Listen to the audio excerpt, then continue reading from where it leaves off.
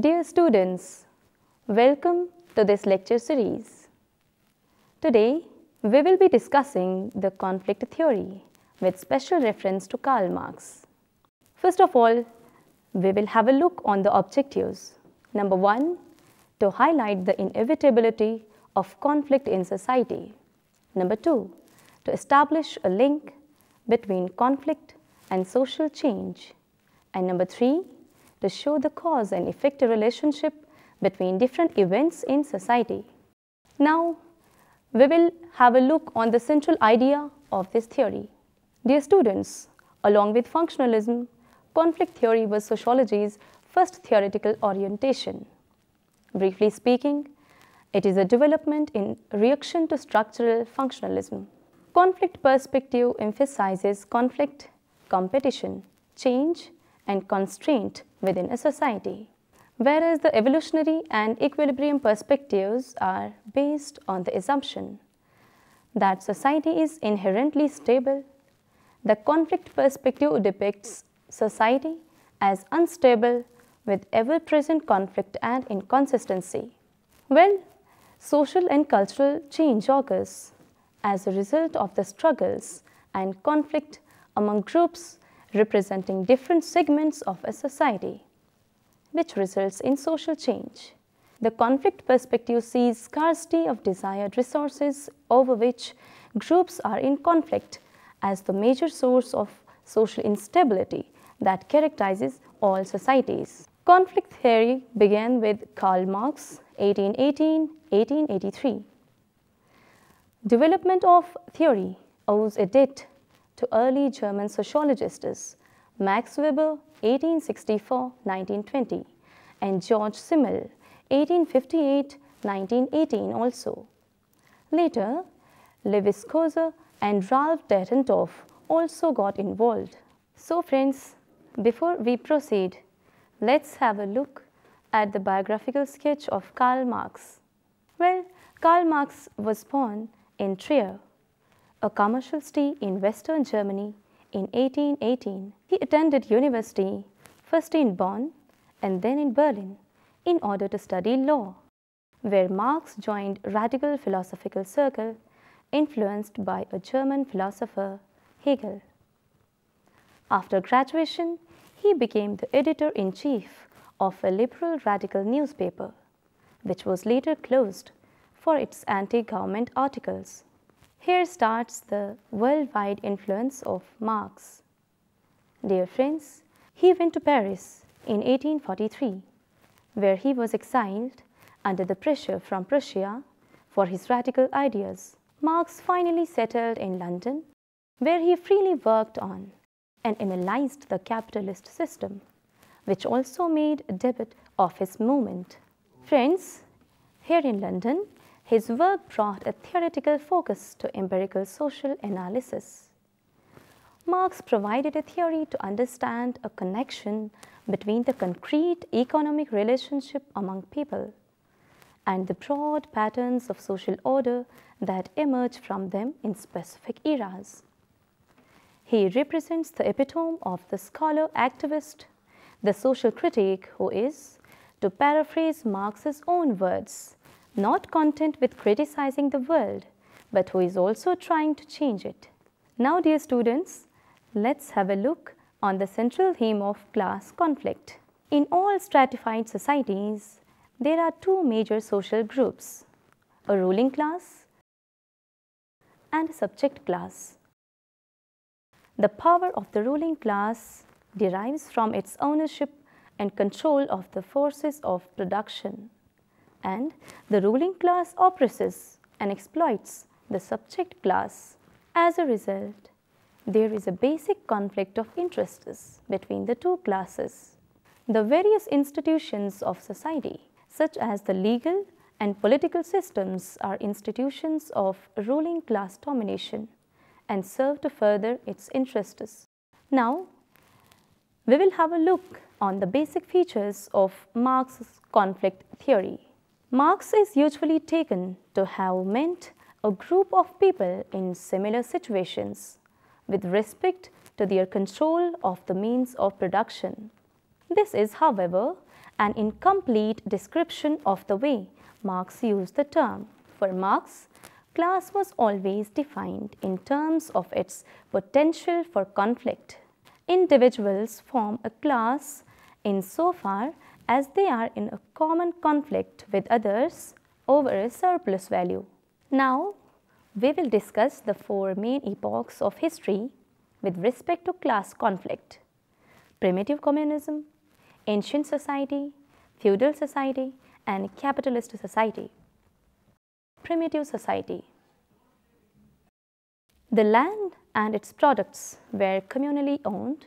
Classes did not exist, since all members of society shared the same relation to the forces of production. Every member was both a producer and the owner.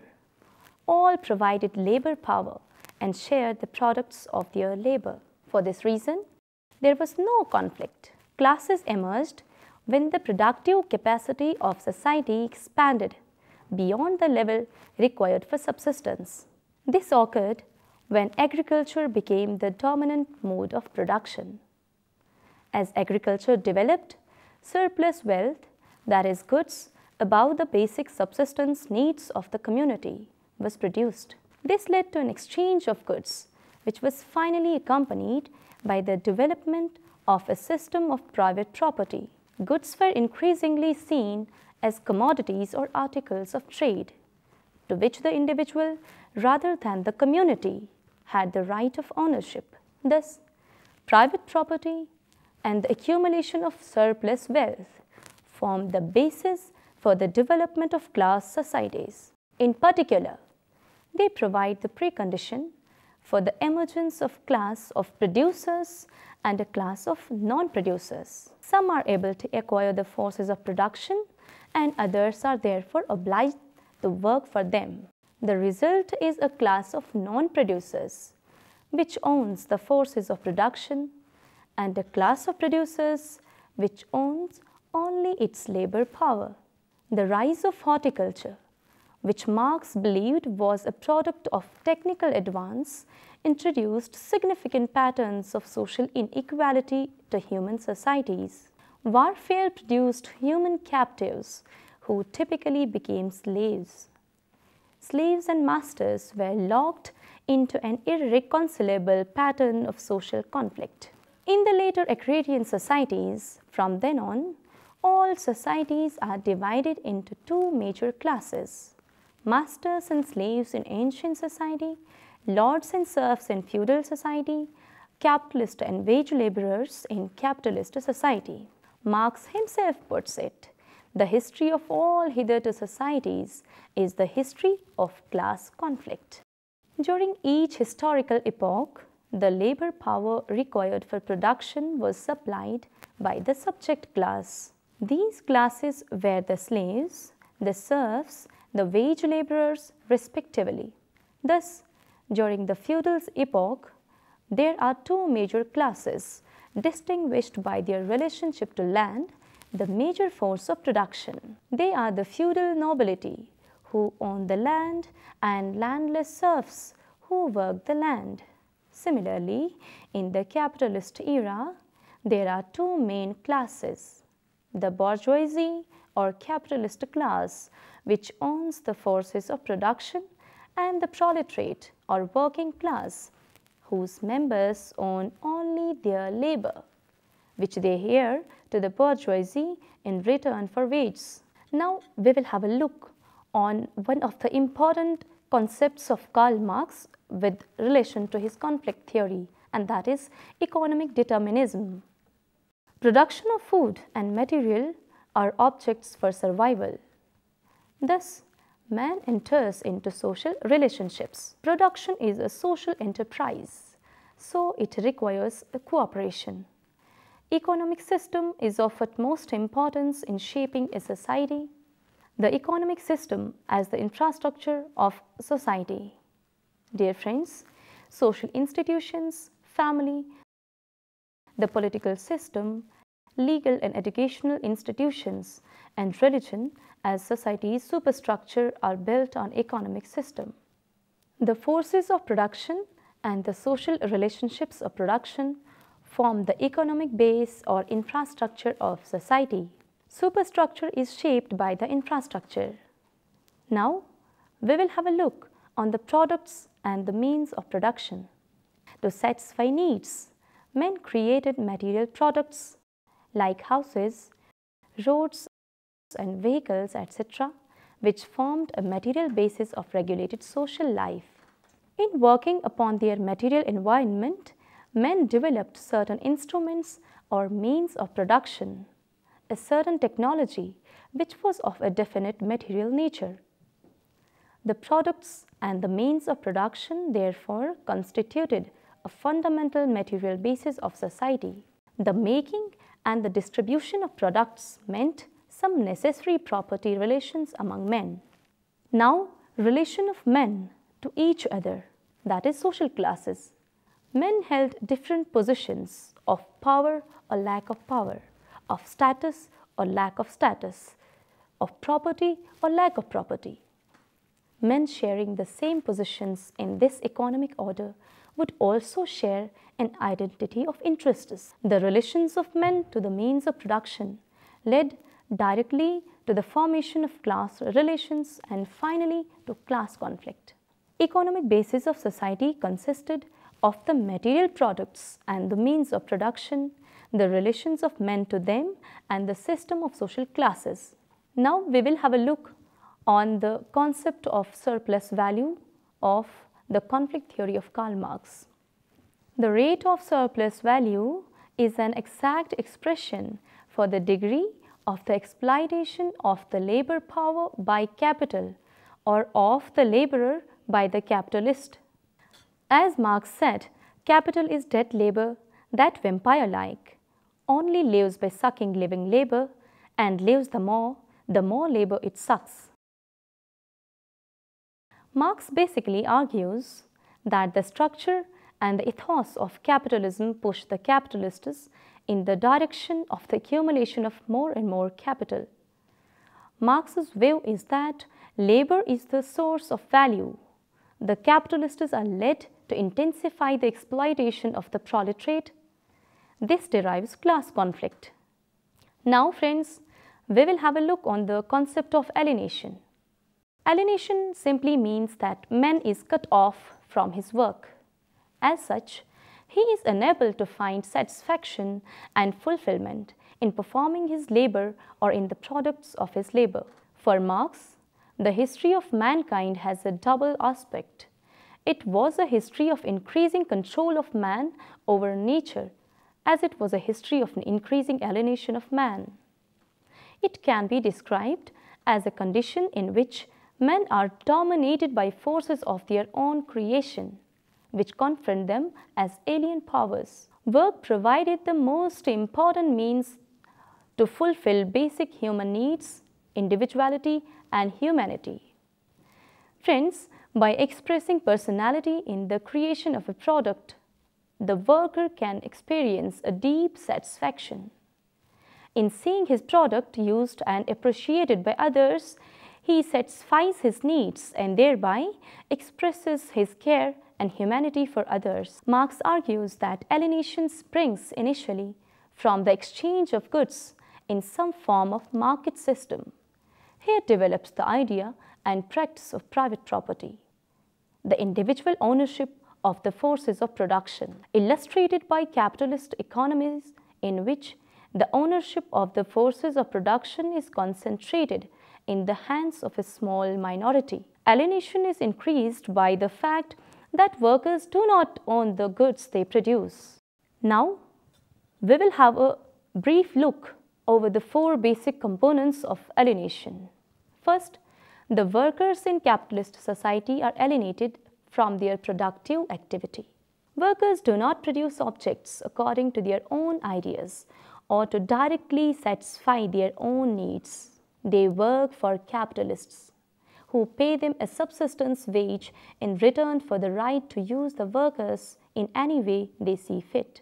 Workers perform highly specialized tasks and as a result have little sense of their role in the total production process. Second, The workers are alienated not only from productive activities but also from the object of those activities, in other words, the product.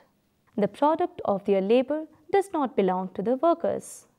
It belongs to capitalists, who may use it in any way they wish because the product is the capitalist's private property. Third, alienated from fellow workers, Marx assumed that people basically want to work cooperatively in order to appropriate from nature what they require to survive.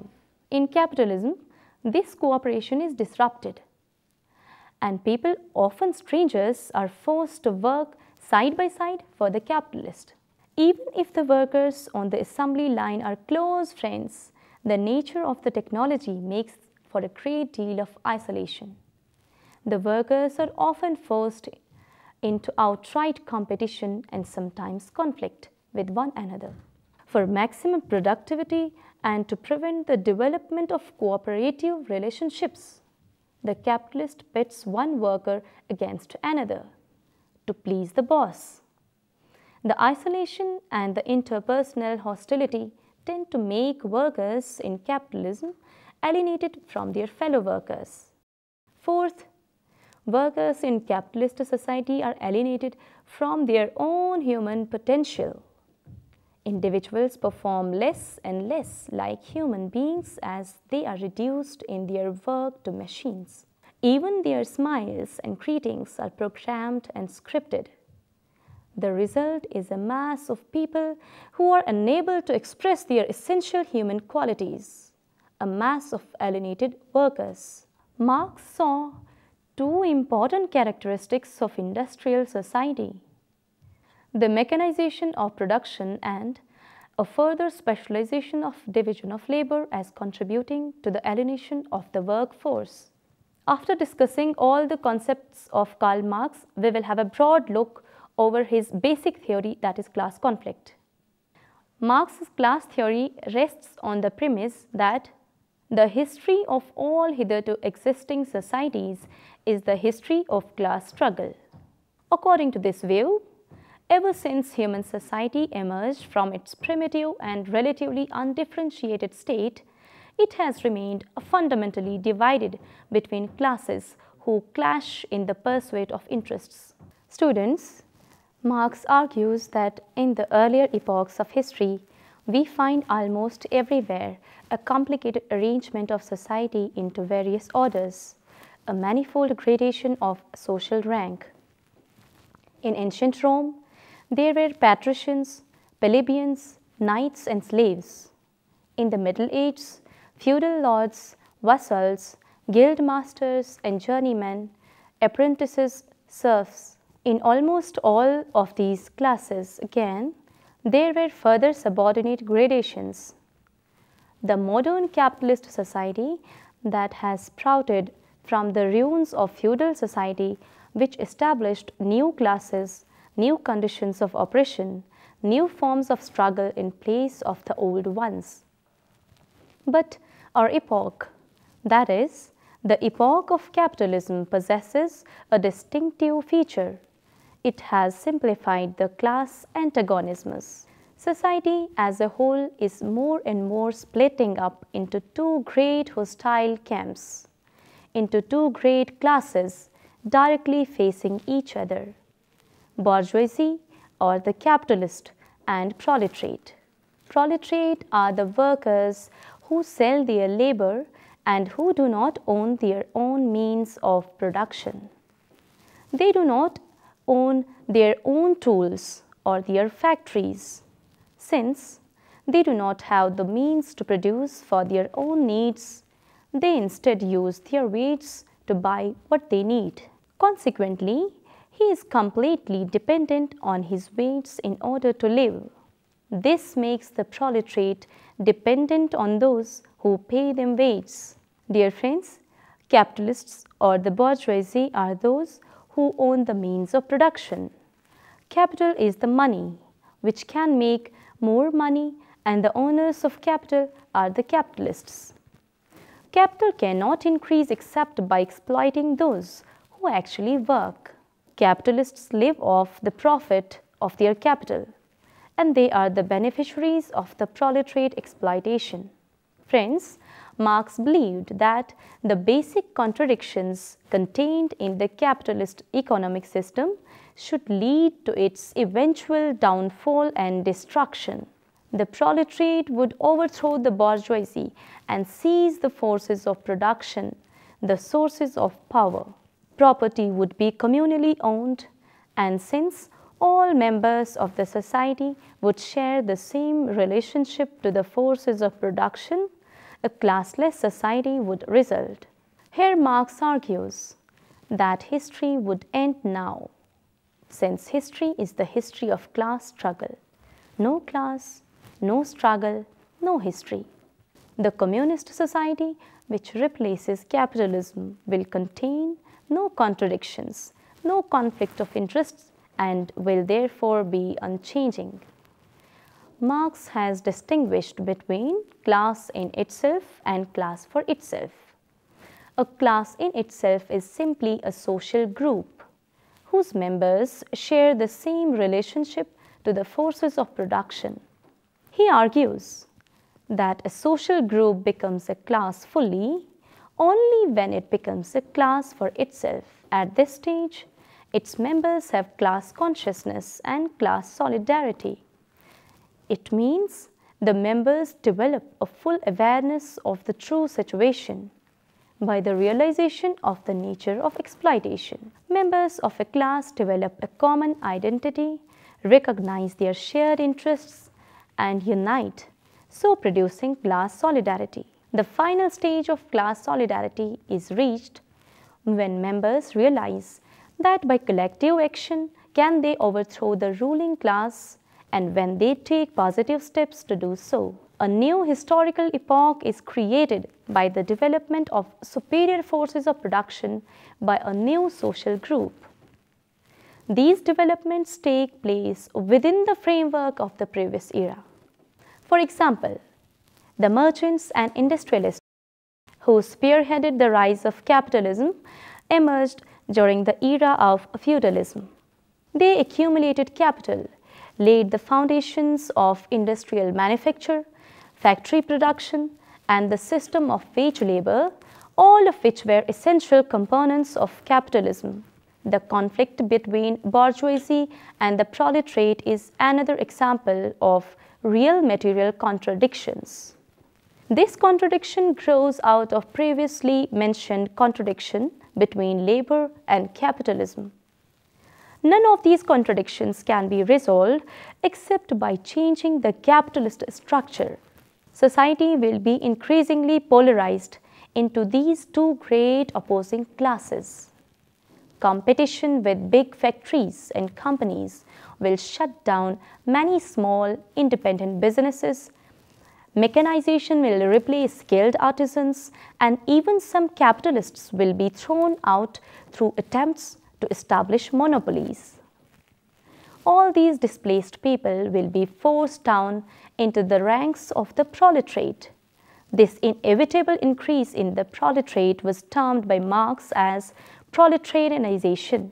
Marx foresaw a situation in which society would be characterized by a tiny number of exploitative capitalists and a huge mass of proletariat. By reducing so many people to this situation, capitalism creates the masses that will lead to its own overthrow. Friends, the increased centralization of factory work as well as the shared sufferings increases the possibility of an organized resistance to capitalism. Furthermore, the international linking of factories and markets encourages workers to be aware of more than their own local interests. This is likely to lead to revolution. The logic of the capitalist system is forcing the capitalists to produce a more exploited proletariat. These are the very people who will bring an end to capitalism through their revolt. What the bourgeoisie therefore produces is, above all, its own grave diggers. So friends, this was all about conflict theory with special reference to Karl Marx. We will meet again with a new topic. Till then, goodbye.